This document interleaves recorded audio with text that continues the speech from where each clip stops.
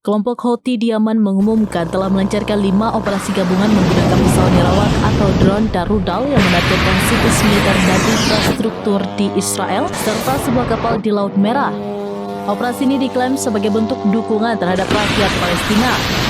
Menurut laporan dari Al-Mayadin pada Selasa 2 September 2025, juru bicara Houthi, Jenderal Yahya Saree, menyatakan bahwa serangan tersebut berhasil mencapai targetnya.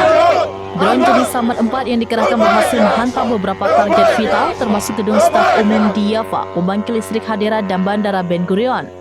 Selain itu, serangan rudal juga menargetkan pelabuhan Ashkelon dan sebuah kapal MS Siabi di Laut Merah. Saree menegaskan bahwa operasi yang melibatkan gabungan angkatan udara dan pasukan rudal Houthi ini berhasil mencapai semua sasarannya dengan presisi. Hingga berita ini diturunkan, belum ada pernyataan resmi dari pihak Israel terkait klaim serangan tersebut. Operasi ini menandai peningkatan eskalasi konflik di Timur Tengah, menyoroti peran Houthi dalam konflik regional dan komitmen mereka untuk mendukung Palestina.